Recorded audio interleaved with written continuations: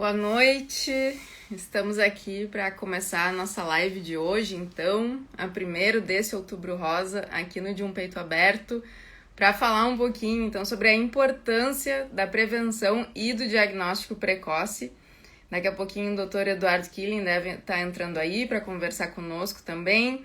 Vamos ter algumas informações sobre estimativas, câncer de mama no Brasil, o que a gente pode fazer para prevenir, para fazer um diagnóstico precoce, acompanhando por aqui. Então vamos dar um tempinho enquanto o pessoal está entrando. Se tiverem algumas dúvidas, comentários, enfim, escrevam aqui. Na semana que vem, no dia 15, a gente tem uma outra live. A Marta está aqui, presente, obrigada pela audiência. Vamos ver, doutor, aqui. Entrando agora. Então, pessoal que já está chegando, boa noite, obrigada por nos acompanharem. Tá um final de tarde bem bonito aqui, pela janela dá para acompanhar. Boa tarde, doutor Eduardo, tudo bom? Boa noite, boa tarde, tudo bom? Tudo certo. Bastante corrida esse Outubro Rosa, várias programações, mas que bom que a gente tem espaço, né, para falar sobre prevenção, principalmente. Quanto mais mulheres a gente puder alcançar, homens também, porque, enfim, tem uma predominância bem maior de câncer de mama entre mulheres, né, por questões óbvias, mas homens também têm mamas, então também é um assunto pertinente, né? Isso aí.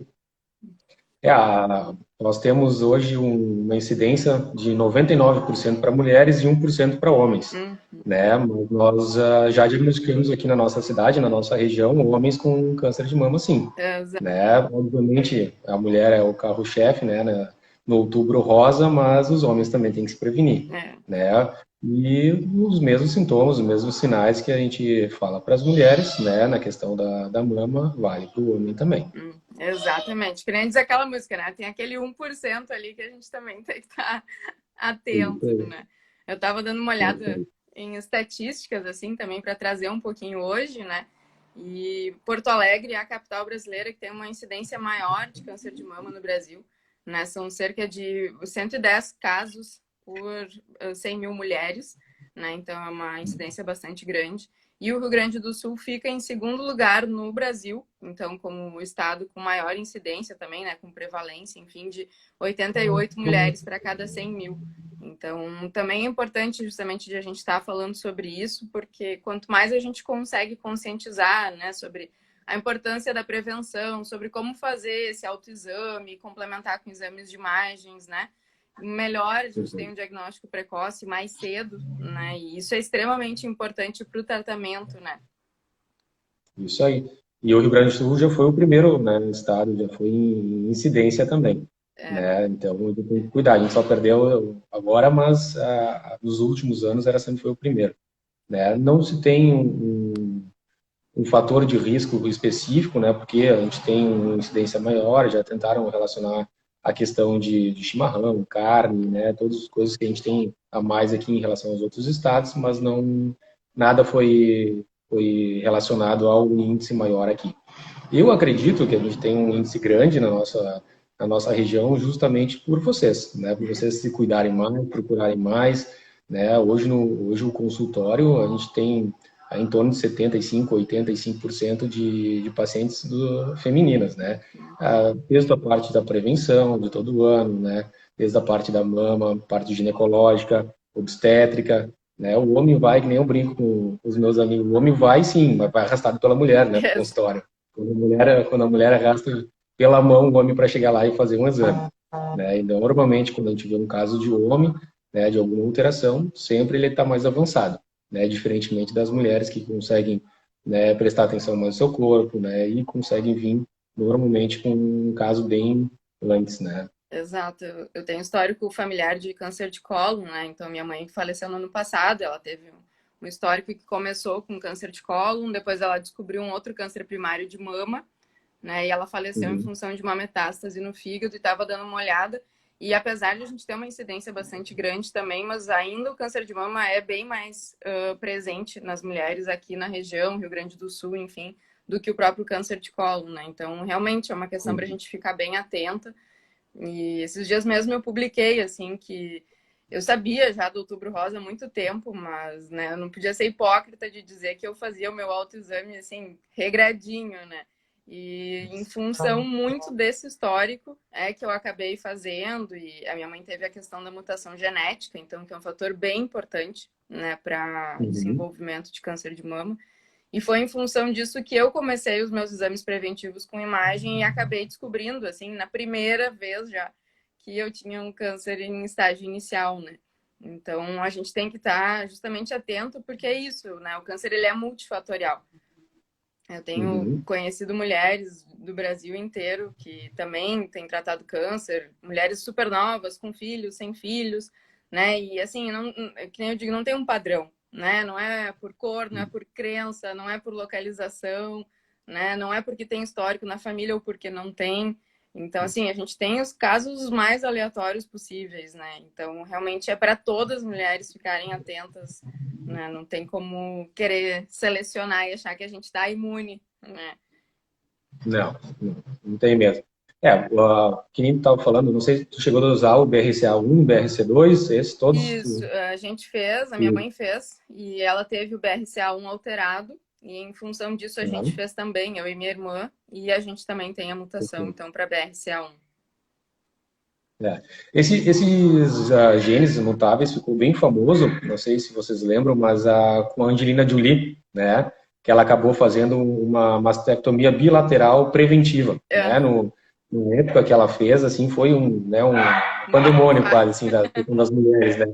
Nossa, que absurdo e tal, mas nem sempre, né, porque como um fator do genético ele tem aí, ó, em torno de 5 a 20, depende do estudo, né? Hoje se diz 5 a 10, mas até anos atrás, há poucos anos atrás, quando eu estava acabando a especialização, era 15%. A Nossa. gente passava como 15% de mutação genética para persistir para os familiares, né?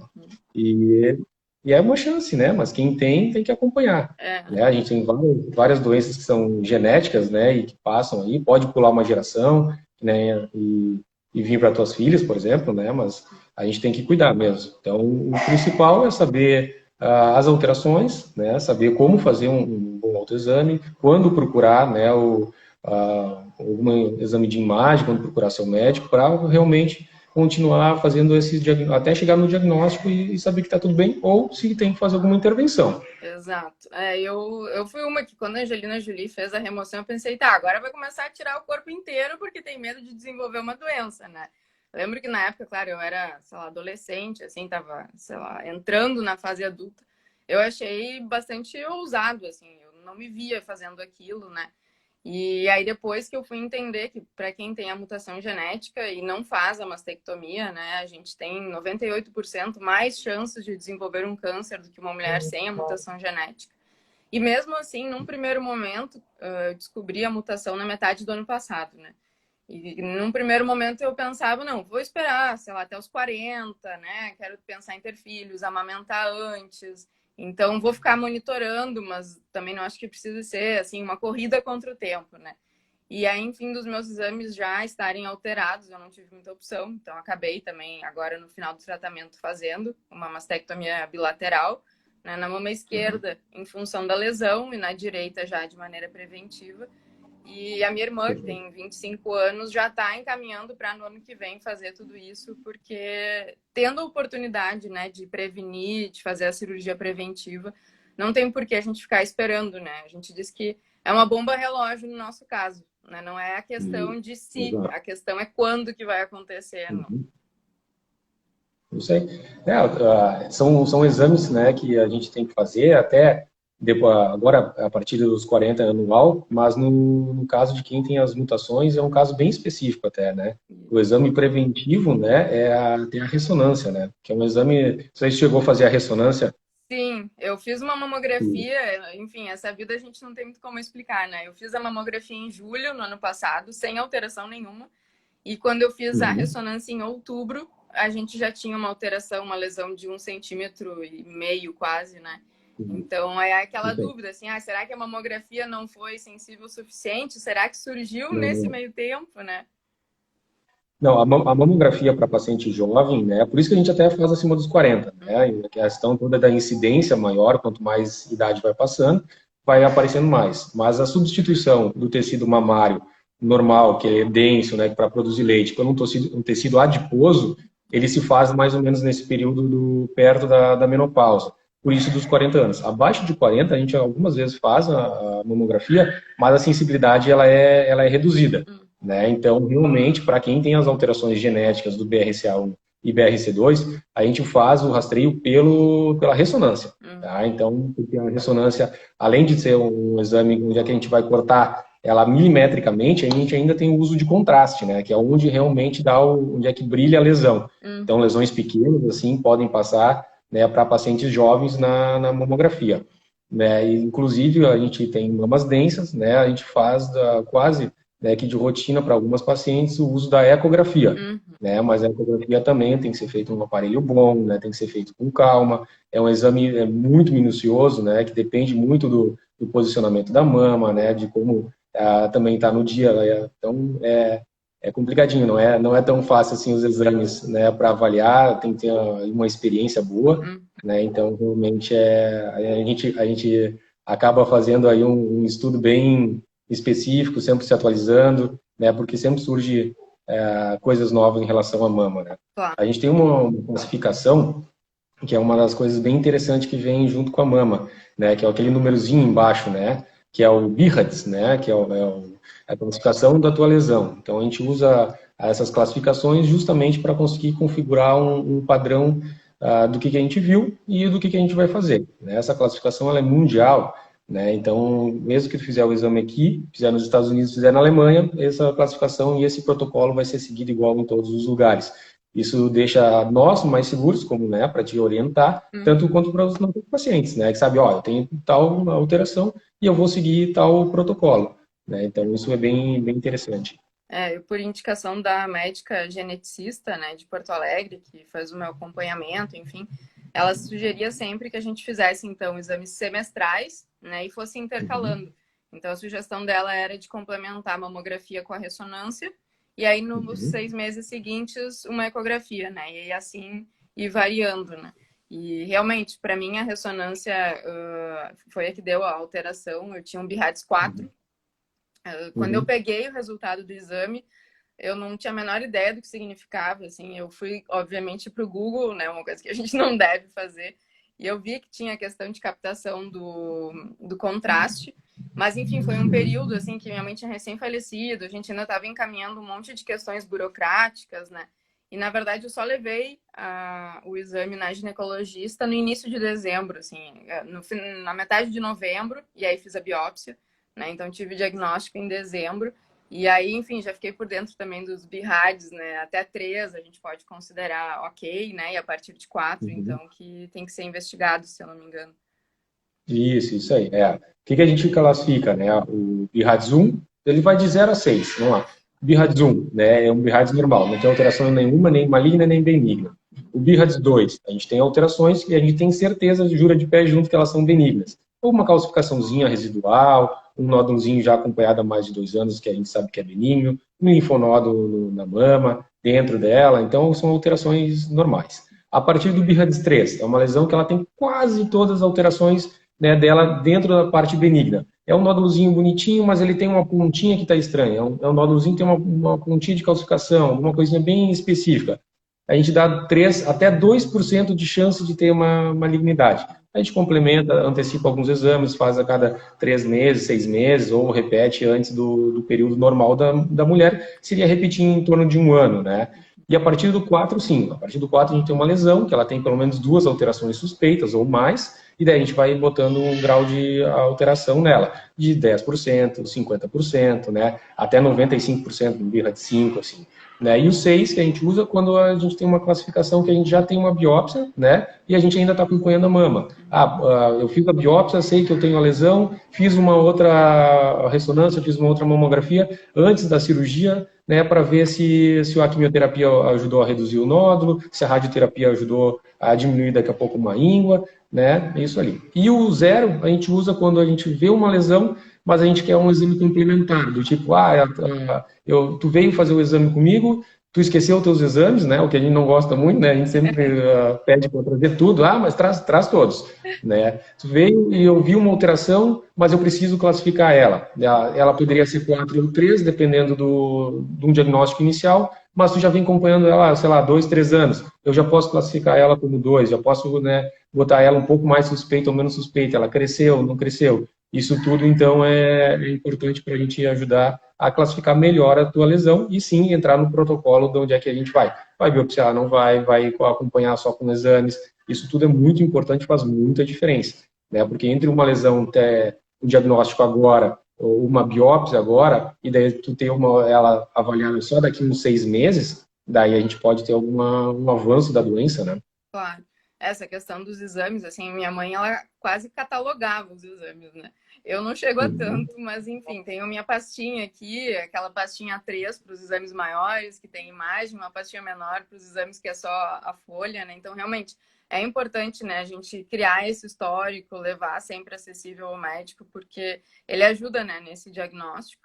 E o autoexame tem, enfim, essa campanha toda agora em outubro, né, que é muito importante de conscientização. Eu vejo que o principal benefício dele é muito a mulher conhecer a sua mama, né? Porque querendo ou não, é uma Uhum. parte do corpo que eventualmente a gente não conhece, né? Diferente do rosto, que a gente olha todo dia no espelho e vê quando nasce uma espinha, quando nasce uma pintinha nova, né? Que a gente fica mais atenta, assim. E Isso. é super importante, claro, né, manter essa rotina, criar esse hábito, né, mas em alguns casos também não é o suficiente, né? Então, para mim, por exemplo, eu não sentia, o meu nódulo não era palpável, né? E aí a gente tem realmente a importância desses exames complementares para poder fazer esse diagnóstico, né? E eu sempre brinco, mas falo sério, na verdade minha mãe me salvou porque por saber da mutação eu fiz a investigação, porque senão o dia que eu fosse descobrir o nódulo, ele já estaria muito grande, né? Até se tornar palpável. E aí, nesse Isso aí. sentido, né, descobrindo o quanto antes realmente o diagnóstico, né, é bem... o diagnóstico precoce, ele auxilia, eu falo muito, não só na questão das chances de cura, que são bem maiores, chegam a 95%, às vezes Uhum. 98%, né? Então, nesse Isso. sentido, o diagnóstico precoce, ele é importante. Mas eu vejo também muito a questão de qualidade de vida durante o tratamento. Acho que é uma coisa que a gente ainda não despertou tanto para falar sobre, mas eu vejo que quando a gente tem esse diagnóstico precoce, a gente consegue também ter mais condições de encarar isso, seja pela questão física, por enfim, estar tá menos debilitada, né? Acho que é um fator que é bem Uhum. importante. E também o fator psicológico, né? Porque sabendo que é um estágio inicial, tu já tem uma perspectiva de cura maior, então é uma coisa que te motiva, eu acho, né? Então, Com certeza. nesse sentido também é bastante importante, né? Isso aí. Teu caso específico, tu acabou tirando toda a mama como uma forma de prevenção, né? Mas a pacientes que não têm um histórico assim, né, com alterações da mutação genética e tem um nódulo, muda muito, né? Porque tu pode tirar só o nódulo, né? Tu pode tirar um pedaço da mama e se tiver num estágio avançado, tu tem que tirar daqui a pouco toda a mama, Exato. né? Inclusive mamilo, tira toda a estrutura mesmo, né? Tira as ínguas, então a questão da drenagem linfática, né? Que é o líquido que sobra fora do vaso, tirando todas as ínguas da axila, tu pode ter o braço ficar inchado até ele voltar, a ter um outro caminho para voltar. Então muda muito nesse sentido, né? Então, sim, o autoexame ajuda, né? Para quem daqui a pouco é mais nova, quem não tem ainda os 40 para fazer o exame de rotina, né? Daqui a pouco tu não foi no teu gineco, né? Ele ainda não avaliou, mas a palpação realmente muda, assim, e a questão da experiência depois de um tempo, né, a gente vai adquirindo muito, né, na faculdade, na própria clínica geral que a gente faz e depois na especialização, muda muito a sensibilidade da mão, porque tem mulheres que têm mamas mais densas, mulheres que têm mamas menos densas, e a questão daqui a pouco, nem eu tenho paciente que diz, nossa, eu nem faço autoexame porque eu acho que tudo é nódulo, estou sempre apavorada. E outras não, né? Mais novos dizem, olha, tá, eu cuidava, né? Já amamentava, fazia meu autoexame e percebi, né, que tem um canto mais duro. Não precisa nem ser um nódulo, mas uma alteração de pele, de cor, uma pequena secreção no mamilo que começa a ficar ali e sair, né? Uma inversão do mamilo, o mamilo era para fora, ele entrou para dentro, né? Então, tudo isso são sinais que nos ajudam bastante na questão do autoexame para vir antes, né, dos 40, né? Exato. Que acaba fazendo. E é justamente isso de conhecer, assim, né? De perceber realmente, tem uma alteração de cor, tem uma alteração de forma, né? Acho que esse é o Uhum. principal ganho, assim. Eu sei que existe até alguns movimentos não tão a favores do autoexame, justamente por a mulher não conseguir, de repente, se diagnosticar, né? E, obviamente, que não é para fazer o diagnóstico em si que o autoexame existe, mas é justamente para esse autoconhecimento, assim, né? Para poder perceber quando tem alguma alteração que precisa ser investigada, né? Ou, enfim, pelo menos para tirar dúvida, né? Qual que é a grande crítica da nossa área em relação ao autoexame? É a mulher achar que ela está livre, né? De fazer não senti nada, não vi nada, estou livre. Né? Olha, o teu caso foi clássico, assim, né? De dizer assim, não tinha nada, era um nódulo tão pequeno a ponto de ser daqui a pouco profundo, não palpável, e que daí teria uma cura, que nem, né, vai ter o teu, né, em relação a uma mulher que deixava, quando está com 2, 3 centímetros, né, porque normalmente quando a gente começa a palpar uma pessoa normal, enquanto que o médico consegue palpar em torno de 1,2, já consegue diferenciar o nódulo, enquanto o nosso aparelho hoje, né, a gente consegue pegar nódulo de 2, 3 milímetros, né, então imagina, né, a acurácia é muito antes, né, do que poderia pegar pela mama e realmente a questão de quimioterapia, radioterapia, tamanho da cirurgia muda completamente, né, esse que é o mais importante aí. Então, a nossa crítica é realmente, não tenho nada, não sinto nada, não tenho dor, não preciso fazer. Não, né? E tu tem que fazer conforme as orientações, a partir dos 40 anualmente, e se tu tem algum caso na família, pelo menos ver a idade da pessoa que teve e antecipar 10 anos, né? Então, no teu caso, por exemplo, a questão da tua irmã, filhas, todo mundo, o que tu vai fazer? Vai ver o ano que fez o teu diagnóstico, né? Com a idade que tu teve, diminui 10 anos e a partir dessa idade a pessoa vai fazer o exame, no caso, anualmente, né? Eu tenho, por exemplo, uma conhecida minha, né, uma amiga, que a irmã dela teve aos 26, então ela, desde os 16 anos, faz anualmente o exame dela. Mais cedo assim? Cedo assim, porque é 10 anos antes, justamente como prevenção, né? Então, independente da idade, vai começar super cedo, vai começar super cedo. Exato. Melhor começar cedo e não ter nenhuma surpresa, né? Do que esperar e de repente já ser tarde demais, assim. A gente começou muito, assim, em função da minha mãe. A gente tinha histórico familiar com avós, de já terem tido câncer de intestino, né? E, enfim, e com a minha mãe isso ficou bem mais evidente. Foi todo um processo, foram quase 3 anos, enfim, com várias complicações. E aí, então, além das questão da mama, né? A gente já faz acompanhamento, eu já faço colonoscopia anual, porque também é a mesma situação, assim, né? Sempre quando a gente puder prevenir, né, melhor. Então, que a gente possa, né, tá trabalhando cada vez mais para prevenção, assim. E a Jo estava por aqui antes, ela pediu para falar um pouquinho sobre a relação de amamentação, né, com câncer de mama. Eu não amamentei antes de começar o tratamento, eu ainda não tinha tido filhos, né? Então foi um momento também de pensar em fazer congelamento de óvulos. Então, assim, é uma série de questões, né, que envolve esse diagnóstico precoce, de a gente poder estar, enfim. No meu caso, eu tive essa oportunidade, né, de fazer o congelamento, foi por meio de uma vaquinha, então sempre agradeço todo mundo que contribuiu. E também pelo câncer não estar num estágio tão avançado, eu pude ter esse tempo, né, digamos assim, de preparação. E, enfim, o quanto tem muitas coisas que implicam, assim, né? Então, eu não tenho filhos, comecei o tratamento sem ter filhos, mas vi casos de mulheres que descobriram câncer de mama amamentando, outras durante a gravidez, né? A gente sabe que a amamentação, de alguma maneira, ela ajuda a prevenir, mas ela também não determina, né? Então, a gente também não pode se fiar no sentido de, não, agora amamentei, estou protegida, ou não, eu nunca amamentei, então é por isso que eu estou protegida, né? O que a gente considera uma amamentação eficaz para diminuir a chance de risco? Pelo menos 6 meses consecutivos em uma gestação. Mas eu tive 2, 3 gestações, cada uma deu 2 meses, 3 meses, me ajuda? Não. Né? São 6 meses consecutivos em uma gestação. Né? Mas na outra gravidez não aumentei, mas uma eu tive 6 meses. Ok, tá dentro dali. Tu ganha, vamos dizer, 5, 10% de benefício, né? Mas não te isenta. Né? Realmente diminui, mas não isenta. Mantém uma chance, né, de ter a lesão e tem que continuar acompanhando anualmente. Tem uma pergunta aqui para mim, posso ler aqui, ó. Tem uma dúvida. Claro. Na minha família tem 4 casos de câncer e devo fazer uma mamografia preventiva. Não foi câncer de mama, mas sempre ficamos com o pé atrás. Pois é, existem alguns cânceres que não são familiares, né? E outros são.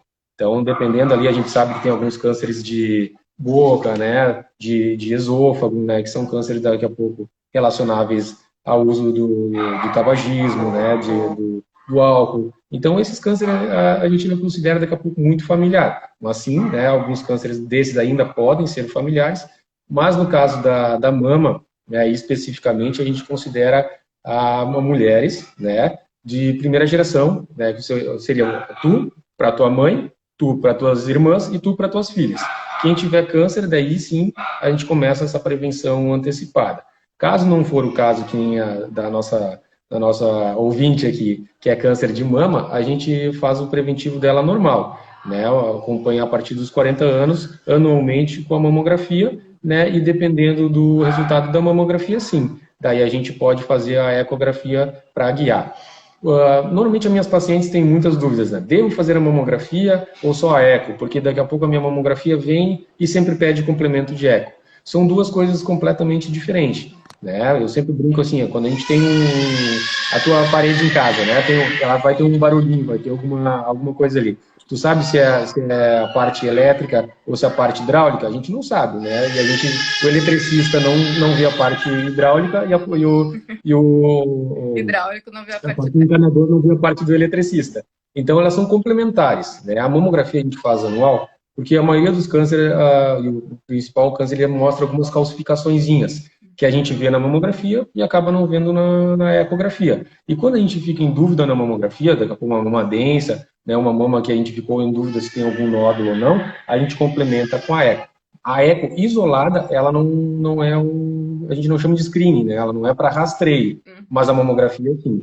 Né? No mundo ideal, daqui a pouco a gente poderia sempre fazer as duas, né? Mas a gente sabe que aqui no Brasil o governo acaba, né, passando para as pacientes de rotina a mamografia para screening, né, para rastreio, né, e a eco só quando precisa.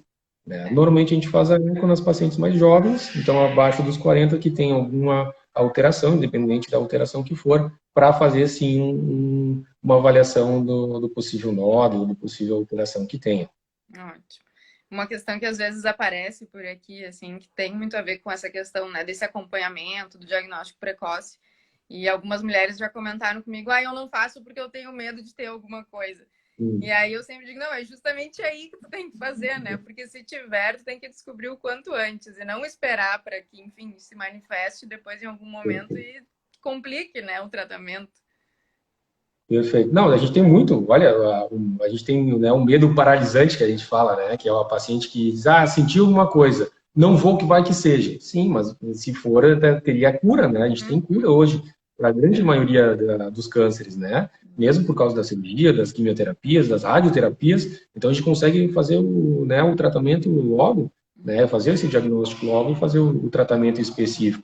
Então, a gente não pode ter esse medo paralisante, né? Tem que ser um medo motivacional, né? Tive medo, vou logo fazer, eu resolvo logo isso, né? Para ver meus filhos, para ver meus netos crescerem, né? Para conseguir acompanhar, né? Toda a minha família, né? E eu não ficar para trás. Exato. Né? Então, por causa de um medo que me travou. Né? Então, isso que é importante, sim. Né? Conseguir, daqui a pouco, fazer, né? Daqui a pouco chega em casa, né? No final de semana, conversa com... Agora a gente está voltando a poder se reunir um pouco mais, né? E falar com os familiares, tu já voltou a fazer teus exames, né? A gente ficou de final de março, né? Até agora há pouco, né? Com vários, né, exames atrasados. A gente tem visto muito isso, o consultório tem voltado muita coisa que estava... Né, deveria ter sido feito o rastreio e não foi, deveria ter sido feito o acompanhamento e agora a gente vê e já está avançado mais do que a gente esperava, mais do que a gente queria, né? Então realmente é importante a gente voltar, dar uma conversada, né, com os familiares, né, com a mãe, com as tias, com as vós, né, conversa, como é que tá teus exames, como é que tá teu preventivo, como é que tá o teu exame de mama, né? Esses meses que a gente tem, os coloridos, né, que a gente faz, agora teve o amarelo, nós estamos no rosa, do outubro rosa, o próximo mês é o mês dos homens, né, o novembro azul. Então, justamente, é para a gente sempre lembrar, reforçar, né? Daqui a pouco, tem vezes que a gente tem 2 anos aí corrido, né? Tem um filho no meio do caminho, né? Acontece alguma coisa, a gente perde um ente querido, né? E daqui a pouco a gente esquece. O que eu mais escuto no consultório essa semana, acho que foi umas 2, 3 pacientes, né, que acabaram perdendo o marido durante o período, não pelo Covid, mas por um câncer, alguma coisa. Agora eu vou começar a cuidar de mim. Daí vem, faz a bateria de exame e está com uma lesão avançada, que poderia ter sido visto antes, que a mulher nem sentia nada antes, justamente por estar completamente dedicada ao marido, aos filhos, né, às atividades laborais normal dela, né, a profissão, e que daqui a pouco sim, né, vai ter que abrir mão de muito parte da carreira, de tudo, justamente para tratar daqui a pouco o câncer, né, para fazer um acompanhamento, né, então é importante prestar atenção nos sintomas antes, né, prestar atenção e fazer os exames preventivos. Eu acho que essa é uma questão que o câncer, ele nos transforma, né? Assim, não tem como a gente achar que vai sair ilesos, né, dessa coisa toda. Eu acho que uma das questões que para mim tem mais me transformado é muito nesse sentido, assim, de qualidade de vida, né, de dar essa desacelerada, de, bom, eu preciso cuidar de mim em primeiro lugar, né, porque só eu estando bem eu vou poder ter uma boa profissão, vou estar bem no meu trabalho, nas minhas relações, né? Então, para mim, esse é um dos meus maiores aprendizados, assim, é aquela coisa que a gente escuta, escuta, escuta, mas é diferente quando a gente vivencia, né? Então, tomara que a gente consiga fazer com que as pessoas deem uma baixada no ritmo para não precisar passar por um câncer, né? Para então se dar conta, né, do quanto precisa dar uma acalmada, assim. E nesse sentido, para mim, acho que a pandemia acabou sendo boa para, bom, vou realmente diminuir o ritmo. O home office trouxe alguns confortos, né? De, enfim, não ter trânsito, não ter algumas correrias. Então, de tentar levar o que é positivo desse momento, né, para depois, quando a gente puder ter uma vida mais normal de novo. E acho que essa é uma questão bem importante também da pandemia, né? Porque, claro, no início estava todo mundo com bastante medo, não queria sair, estava evitando lugares, né? Principalmente pessoas com grupo de risco, assim. Então, é normal, existe essa expectativa de que muitos casos não tenham sido diagnosticados em função da pandemia, né? Mas, assim, a gente tem uma estimativa de 66 mil novos casos no Brasil esse ano. Então, agora voltando, né? E, enfim, acho que sempre os lugares de saúde também são os que mais tomam cuidado para prevenir, né? Agora o Covid nesse Sim. sentido. Então, acho que também um recado agora do Outubro Rosa é de, bom, não espera essa pandemia passar, né? Essa prevenção, ela tem que ser agora, não é só o autoexame. Então, bom, se puder, então fazer a revisão ginecológica com mastologista, dependendo do acompanhamento. Acho que é bastante importante a gente também falar, né, da questão de estar mantendo a saúde em dia, os seus cuidados em dias, independente da pandemia, né? Com certeza. Das clínicas ali, os médicos em gerais, foram vamos dizer, os que criaram os primeiros a ler e aplicar os protocolos, né? Então, nossos consultórios sempre tiveram, né, o álcool gel até antes da pandemia, né? O cuidado, o álcool gel, né? A questão da circulação de ar, a questão, né, agora do afastamento dos pacientes, a gente diminuiu muito a questão de botar muitos pacientes juntos, então a gente tem todo esse cuidado, né? Uhum. E realmente no início a gente acabou deixando, os exames de rotina, espera um mês, 2 meses, vamos ver como é que tá, vamos fazer quem realmente precisa, quem está com alterações, com dor, suspeita de alguma urgência, né? Mas nós já voltamos tudo ao normal, então a gente tem todo esse cuidado em relação ao corona, né? O Covid aqui que tá, mas a gente não pode deixar de ver que tem toda essa parte agora, né, dos cânceres que estão atrasados, o diagnóstico, sim, a gente tem uma crescente todo ano, e todos esses diagnósticos que não foram feitos, todos vão ser feitos em um estágio mais avançado do que o que a gente gostaria, né? Então, realmente tem que aproveitar agora essa questão da retomada, né? A gente ainda não tem a vacina, mas a gente teve agora uma estabilização dos casos, né? As UTIs já estão menores, a gente está tendo uma certa imunidade de rebanho, então, realmente, tem um que outro caso, vai ter todo ano, assim como o H1N1 continua tendo todo ano casos, né? E a gente continua se vacinando, vai ser igual com o corona, não vai mudar por um bom tempo. Mas a gente vai ter que continuar cuidando das outras doenças, tá? Isso sim é bem importante. Eu acho que esse é o principal alerta que a gente tem que manter aqui, né? Porque realmente o que a gente tem visto no consultório é muito câncer avançado, né? E quem tem medo daqui a pouco de sair, fazer agora, né? Aproveita que nós estamos numa estabilização, ainda não veio a segunda onda, né? Então realmente é uma janela de oportunidade para poder fazer os teus exames. Exato. Né? Esse eu acho que é o principal que a gente pode deixar aqui de recado para os nossos acompanhantes aqui da live. Exato. Antes estava falando a questão de outros cânceres, né, e acompanhamento.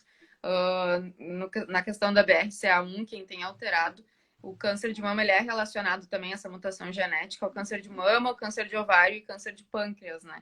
Então, também é interessante cuidar, assim, a questão dos cânceres ginecológicos de uma maneira geral, né? Fazer esse acompanhamento, que daqui a pouco eles podem estar relacionados de alguma maneira, né? Quando, enfim, Sim. de repente a gente não tem a mutação genética diagnosticada, mas a gente tem alguém na família com câncer de ovário, então, bom, de repente também se torna mais interessante acompanhar ovário e mama, né? Acho que nesse E sentido. tem algumas síndromes, né? Síndromes de Lynch, Isso. né? Tem algumas síndromes que estão relacionadas a útero, ovários e mama. Então é importante realmente ver isso, acompanhar, saber o histórico da família, né? Se inteirar das alterações da família, né? Mas o câncer de colo de útero, né? Que é tão tranquilo de acompanhar uma vez por ano, fazer um preventivo. A gente sabe que também está bastante coisa atrasada nos postos, mas é importante, né? Porque realmente é um câncer que pega pacientes muito jovens, né? Relacionado a um vírus, né? O HPV. Então, é importante acompanhar e fazer todo ano. É um câncer muito silencioso e quando ele ataca, realmente, ele está geralmente num estágio avançado. Não dá para se fiar por um sangramento, uma dor, um desconforto, né? Realmente tem que fazer de preventivo todo ano para pegar quando ele está na bordinha, quando ele está começando, né? Que é onde é que o preventivo passa e faz a raspagem. E se ele avançar ali, é normalmente complicado. Então, outro alerta é bem importante a gente ficar acompanhando. Exato. E essa questão também das mulheres que têm medo do diagnóstico, né? Também tem muita questão do medo do próprio exame, né?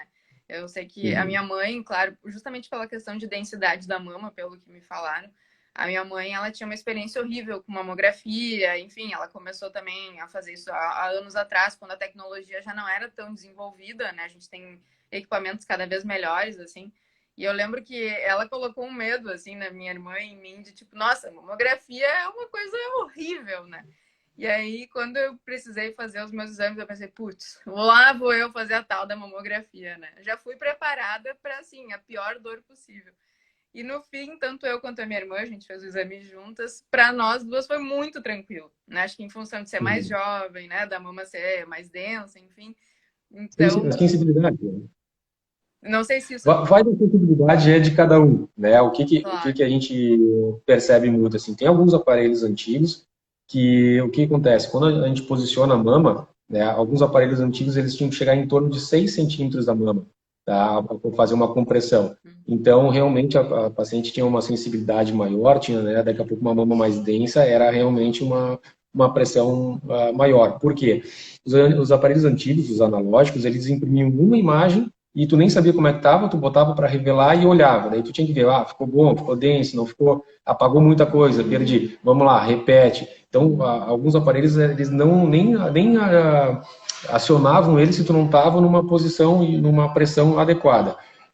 Por exemplo, nós aqui da Espaço Rádio, né, investimos num aparelho novo, digital, o investimento sempre é mais pesado, né, então a gente sabe que essa questão de custo tem que ser muito bem cuidada, né, e o nosso aparelho, por exemplo, ele já não precisa dessa compressão, ele emite uma quantidade de raio-x bem menor, né, para ter uma noção, cada imagem feita da mama, hoje é a mesma quantidade de irradiação que tu toma na rua, vivendo, em 3 dias e meio. Nossa. Então, tu faz 4 imagens dessas, né, das posições, 2 de cada, uma de cima, uma de lado, de cada mama, então a quantidade de raio-x é como se, né, tu estivesse vivendo normal, vamos dizer, não vai mudar muita coisa.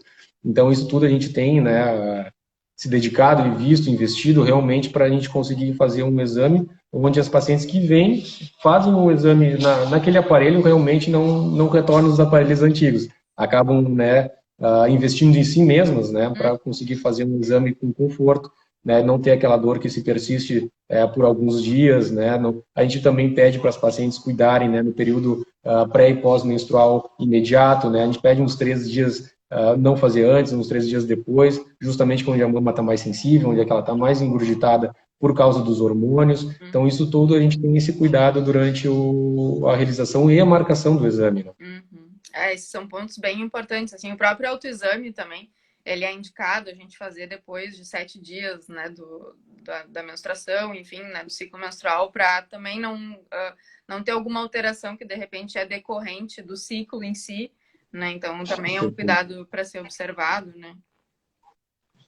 Isso aí, muito bom, né? Tem que cuidar mesmo. Vamos ver. Não sei se tu tens dados aqui, uma pergunta da Bea, de frequência para mamografia recomendada na Europa e Estados Unidos, se é a mesma do Brasil. Não. Não. O que acontece? Existe um estudo que saiu em 2017, se não me engano, 2016, europeu, né, e americano sobre a questão da mamografia e a frequência de fazer. Obviamente, os brasileiros extrapolam para cá, porque nossos dados aqui agora tem um pouquinho melhorado o DataSUS, mas na Europa, o câncer de mama, ele segue um padrão, normalmente acima dos 50 anos, e lá pelo estudo, eu não concordo muito, mas pelo estudo eles viram que a questão de a cada 2 anos fazer uma mamografia, né, poderia pegar os cânceres ainda em estágio inicial, né, ou no estágio ainda curativo. O que acontece? A gente extrapolou esse estudo no Brasil, mas a gente não viu quais são os vieses daqui. No Brasil, especificamente, a gente tem um câncer de mama, ele tem uma curva antes dos 50 e uma curva depois dos 50. A gente tem uma curva quase em M, assim, né? Onde é que a gente pega ali. Então, para nós já não valeria esse estudo acima dos 50 e a cada 2 anos. Né? O segundo viés, né? Tudo que vai pelo SUS tem custo para o governo. Então, ele também, o governo, independente de qual for, ele gosta de reduzir custos, principalmente na área da saúde, onde é que a gente acaba fazendo, né, economia, vamos dizer assim, o que não é certo. E o outro viés e o outro viés é assim, ó, a gente não tem aparelho para todo mundo, não tem médico para todo mundo e não tem diagnóstico para todo mundo. Então, realmente, por isso que eu digo que no Rio Grande do Sul ele tem uma incidência maior, porque aqui a gente sabe que tem uma quantidade maior de aparelho, a gente tem uma quantidade maior, né, de médicos per capita, a gente tem uma quantidade de acesso de diagnóstico muito maior. Então, realmente, a gente consegue fazer essa avaliação antes. Obviamente, a gente daqui a pouco tem algumas pacientes que a gente acaba fazendo a mais do que precisa, vamos dizer, eu não, no quesito, fez uma biópsia e não precisava, não é que não precisava, o que fez a biópsia deu negativo, que bom, né, ainda bem, né, é que nem, né, achar que tem uma alteração e não ter, né, então é importante a gente conseguir fazer realmente esse exame, né, a partir dos 40 e anual. Eu sempre insisto porque o teu caso, que nem você diz, mas é 1 em 1 milhão, ok, mas para ti é 100%, né? Tu é 100% da doença em ti, né? Então, realmente, assim, é importante a gente fazer a partir dos 40 todo ano. Se não conseguir fazer pelo posto, pelo menos pede a requisição, né, para a enfermeira, para o médico, e tenta, né, fazer em outra clínica, né? A gente, por exemplo, no nosso da clínica lá, a gente aceita as requisições do posto, faz ainda, né, um valor diferenciado para os planos de saúde, para os postos de saúde, justamente para ficar acessível, né, o exame para todo mundo. Né? Então, essa extrapolação de alterar ou usar um estudo europeu aqui para o Brasil é muito diferente. Né? É que nem a questão de exames periódicos. Vou dar um exemplo que a gente faz bastante lá na clínica e que a gente tem dos médicos do trabalho da região. A gente faz até procurando alguma alteração de tuberculose, né? Fora do Brasil, né, para o europeu, né, se cair alguém com tuberculose lá, para eles é algo absurdo, né, enquanto que para nós é algo comum, né, a gente conhece um monte de pessoas que fazem tratamento para tuberculose e toma comprimido durante 6 meses, 1 ano e cura, né, então a gente sabe que as doenças são diferentes, a gente não pode ficar extrapolando algum estudo diferente de lá para cá sem realmente ler o estudo. Né? E os estudos estão muito em voga agora, nessa leitura de saber, né, com o corona, teve estudo que foi bom, depois já tiraram, estudo de medicação, e é ótimo, depois viram que tem um monte de viés de informação. Então, realmente, é um cuidado que a gente tem que ter nessa questão de extrapolar, de querer usar uma coisa que lá funcione, aqui não funcione, que aqui funcione e lá não funciona. Tem que ter muito, muito cuidado. Tem um pessoal ansioso aqui perguntando em quanto tempo o exame, né, a gente consegue pegar o resultado, assim. Então, digamos que eu tenha feito o exame na segunda, ele é muito demorado, fica pronto na hora, como é que funciona? Nós da clínica, como é digital, ele pode sair na hora, vamos dizer assim, né? Tem pacientes que fazem a mamografia lá, que estão com uma lesão, já vêm fazendo no consultório, daí a eco, a gente faz os dois, junta os dois diagnósticos e entrega o paciente, né, em questão de minutos ali. Normalmente, o que a gente pede, né, 1 ou 2 dias no consultório, porque a gente acaba imprimindo uma folha para o médico, acaba botando o teu exame numa pastinha, a gente acaba parando o exame por exame, olhando os exames antigos, fazendo uma correlação das lesões. Então, normalmente 1, 2 dias, normalmente pede 48 horas, mas a gente tem liberado ali em questão de 24 horas, quando tem alteração, a gente sempre passa na frente.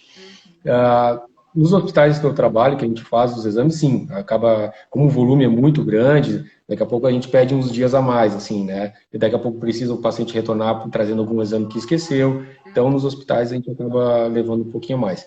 Mas quando a gente tem uma alteração, né, a gente sempre passa o exame na frente, a gente sempre avisa para o paciente, olha, né, a gente liga, né, olha, teve uma alteração no teu exame, eu acho importante tu vir retirar ele, né, levar para o teu médico antes, né, ou pelo menos deixar a tua secretária do teu médico daqui a pouco dar uma lida no final do dia e daqui a pouco tentar ver se ele consegue te encaixar antes, né, que nem no teu caso, ó, teve uma alteração, vamos antecipar daqui a pouco, né, uma ecografia porque teve uma alteração na mamografia, ó, vamos solicitar uma biópsia, né, porque na tua mamografia, na tua eco, viu um nódulozinho, viu uma alteração que a gente precisa, então a gente vai tentar passar antes, bota como urgência, né, na requisição do exame, isso tudo a gente consegue fazer. E agora, quando é o exame de rotina, um exame que a gente vê que é mais acompanhamento, daí sim, algumas vezes a gente pede 48 horas para entregar, mas na clínica a gente, como é digital, a gente consegue realmente fazer uma grande quantidade de exames mais do que em outros locais.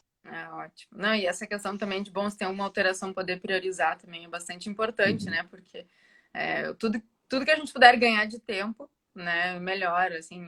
E quando é um diagnóstico de câncer, a gente realmente não tem muito tempo, né? Então, para fazer todo esse É. planejamento, né? Tem uma pergunta aqui, a questão da radioterapia, se é fundamental, né? Tem algumas indicações, eu mesma fiz agora uma avaliação por ter feito o meu tratamento como quimioterapia neoadjuvante, então eu optei por fazer primeiro a quimioterapia, na sequência a cirurgia, e aí entrei para avaliação da radioterapia. Pela minha lesão ser longe do mamilo, apesar de eu ter preservado o mamilo e a auréola, né?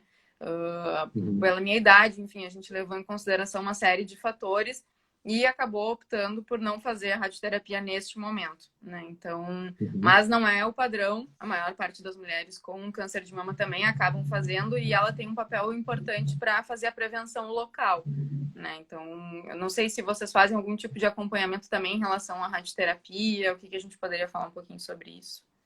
Sim, o que a gente faz? A gente faz uma avaliação da mama, né, em questão do avanço do câncer, que nem eu falei antes, do número 6, né, Uhum, algumas vezes a gente faz o diagnóstico, faz a biópsia, ó, tem uma lesão, mas eu vou primeiro fazer a quimioterapia, vou primeiro fazer a rádio, daqui a pouco para tentar diminuir a inflamação, daqui a pouco para tentar diminuir a lesão, para tentar diminuir o tamanho da cirurgia, né, porque daqui a pouco tu tem muito questão inflamatória do lado, porque mesmo que tu tire a lesão, aquela inflamação ficou espalhada. Então, usando a quimioterapia, usando a radioterapia, tu consegue compactar a lesão, consegue matar algumas células que estão soltas ali e a cirurgia fica mais tranquila. A questão da cicatrização toda, da sutura, né, também melhora e diminui muito a questão de recidiva, a questão de complicações. O local onde é que se faz cirurgia, a gente sabe que geralmente fica ali um pouquinho de líquido, um pouquinho de daqui a pouco hematoma, aquilo vai reabsorvendo.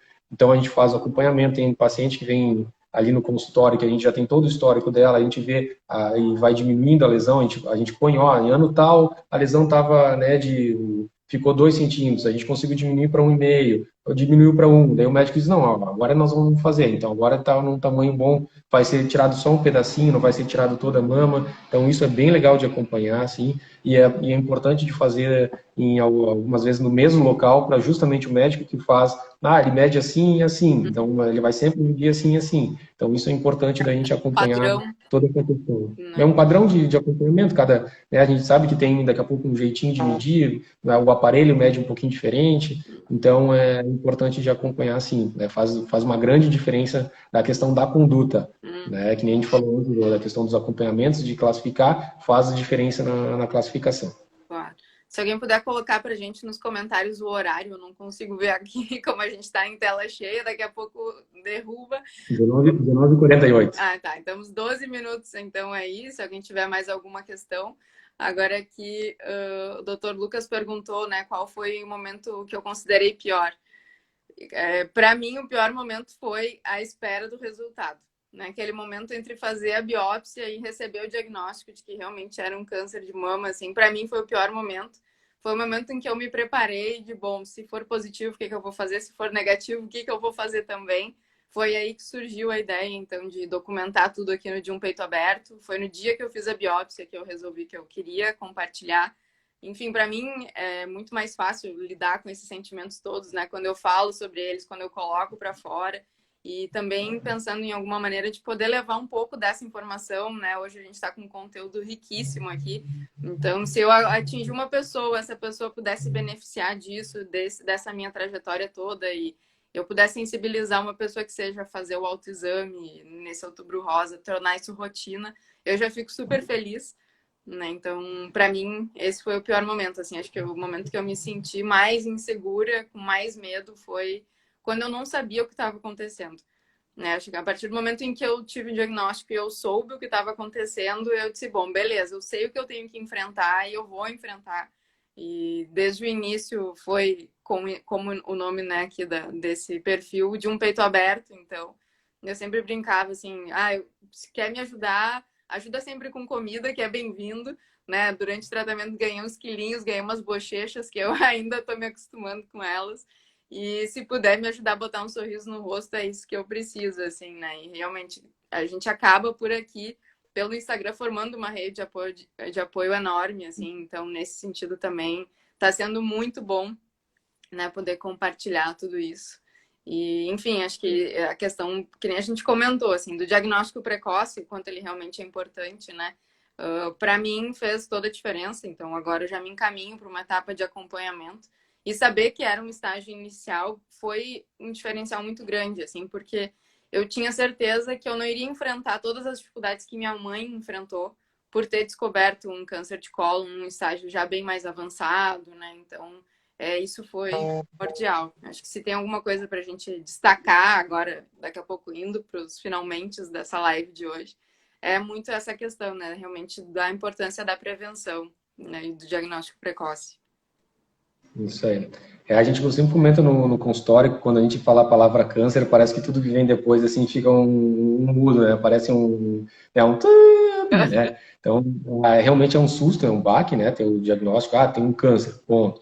Obviamente, hoje a gente tem a questão de a gente avalia o câncer, a gente manda, né, a questão da biópsia, a gente sabe hoje o DNA, né, do câncer, a gente consegue avaliar para saber qual que é o melhor tratamento. Hoje tem N tipos de tratamento, né? Tem o que perde cabelo, tem o que não perde cabelo, tem o que faz quimioterapia, tem o que não faz quimioterapia, tem o que faz a quimioterapia específica para aquele tipo, né? Então, melhorou muito, né? A questão dos últimos 5, 10 anos, assim, é absurdo, assim, a diferença do que pode ter de tratamento e do que não tinha, assim. Então, realmente, o que eu acho salutar aqui do teu trabalho é a coragem, né? A coragem de receber, de enfrentar, de peito aberto, né?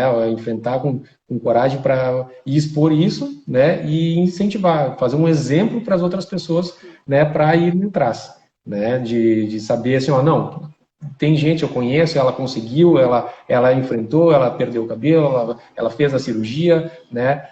Uma das coisas que a gente tem um dado que é feio para os homens, eu vou falar agora para os homens, puxar a orelha dos homens mesmo. 70% dos casais, quando a mulher descobre um câncer de mama, eles acabam se dissolvendo. 70%. Então, assim, ó, é ao contrário das mulheres, né? O cara teve um derrame, o cara teve um câncer, né, tá com diabetes, ruim, descompensado em casa, e a mulher ali do lado ajuda, traz comida, faz a comida certinho, leva os comprimidos, tudo, né? A mulher cuida do homem e o homem não acompanha, na maioria das vezes, a mulher quando descobre um câncer assim. Então, é feio pro nosso lado, né? Vai puxar a orelha dos homens, mas da gente, né, entender isso, compartilhar, estudar junto, né? O homem tem que entender o que está acontecendo, né? Por que foi feito isso? Por que foi feito aquele outro? Né? E estar do lado da mulher apoiando, sim, né? Realmente para conseguir enfrentar junto, né? Como vocês fazem muito bem conosco do nosso lado. A gente até comenta, assim, não dá mais tempo para a gente falar muito sobre isso na live de hoje, mas, assim, quanto é grande também o número de casos de parceiros que abandonam as mulheres, né, quando a gente tem a descoberta de um câncer de mama. E quando eu me propus a, né, relatar tudo isso, então, era muito de, bom, a gente pode encarar tudo isso diferente, a gente precisa desmistificar que câncer nem sempre é uma sentença de morte, que a gente pode levar isso de uma maneira mais leve, assim, né? Então, tá sendo... Eu acho que é o meu propósito de vida, de alguma maneira, né? Tá levando isso para as pessoas. Eu tenho recebido, assim, retornos maravilhosos, poder compartilhar momentos que nem hoje contigo, trazendo informação. É uma coisa que me deixa muito feliz, assim, é uma coisa que me motiva muito, Né? Tem momentos difíceis, tem, óbvio, a gente não pode negar. A quimioterapia, ela tem alguns efeitos bem chatos, a própria cirurgia, né? Então, assim, mas é parte de um processo, né? Ali na frente tá acabando, depois disso, vida nova, né? Olhando diferente para a vida, agora cheia de planos, né? E aí é isso, às vezes tu tem que lidar com um câncer, com uma doença, e ainda tem que lidar, de repente, com uma separação, né? O quanto realmente é difícil. E eu sempre falo, né, que no meu caso, um câncer de mama, mas a minha maneira de encarar isso, a gente pode levar para outras situações, que é encarar uma separação, que é encarar um luto, né? Então, eu tento sempre fazer esse paralelo, assim, de, tá, não deixa estigmatizado como, ah, isso é só para o câncer de mama, né? Isso é para diferentes situações nossas, né, do dia a dia, da vida, enfim. E basta estar vivo, né, para poder ter um câncer. Então, vamos aproveitar a vida da melhor maneira possível, né? Acho que o autoexame também nos diz um pouquinho disso, assim, de bom, quando a gente puder prevenir, mais a gente vai viver a nossa vida, né? Mais a gente vai estar, então, aproveitando momentos bons também, evitando de passar por tratamento, né? Enfim.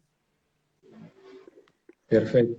Nós nas clínicas, tanto na Núcleo Mídia quanto na Espaço Rádio, que o nosso lema lá, né, que é mais do que o exames, é carinho com o nosso paciente, né? Uhum. Justamente porque tu não é só um diagnóstico, não é só um CID da doença, não é só um número, né? A gente sabe que tem toda a questão do acompanhamento, sabe que tem toda a questão da ansiedade. Então a gente precisa, né? E hoje a medicina é multidisciplinar, né? Faz o diagnóstico com o médico, tu faz o tratamento com o outro, faz o acompanhamento com o psicólogo, psiquiatra, né? E toda essa parte de fisioterapias, recuperação, a parte dos oncologistas. Então, né, a gente passa por muitas pessoas, a gente acaba criando até amizade, né, com os pacientes, principalmente por tu estar ali, tu tá lutando junto, né? Tu quer que o paciente melhore, tu quer que, né, passe dessa junto, né, para uma melhor e que a gente consiga realmente daqui a pouco curar isso e passar para uma próxima gravidez, né, um próximo, né, filho vindo. Isso tudo é muito importante, né? E estar junto, né, com os familiares, que todo mundo te apoie, né, que a gente tenha essa força de dentro e de fora também para conseguir passar por essas situações mais difíceis. Isso aí, nossa rede de apoio passa por família, por amigos e também por toda essa equipe, né, de saúde, assim, que é imprescindível durante o tratamento. A gente acaba, claro, criando uma relação, né, com os profissionais que nos atendem. E, enfim, é muito bom essa questão de saber que a gente não é um número, não é uma CID, é uma pessoa, a gente tem um nome. Então, isso é realmente essencial. A gente vai chegando aqui agora no finalzinho da live, ela vai ficar salva, né, para quem não pôde assistir, para quem quiser assistir de novo depois, encaminhar para algum conhecido, enfim. Também se surgirem algumas dúvidas, pode deixar lá nos comentários, a gente pode depois também estar respondendo e fazendo esse acompanhamento. E te agradeço muito, então, por estar aqui comigo hoje, no De um Peito Aberto, falando sobre prevenção, né, falando o quanto isso é importante.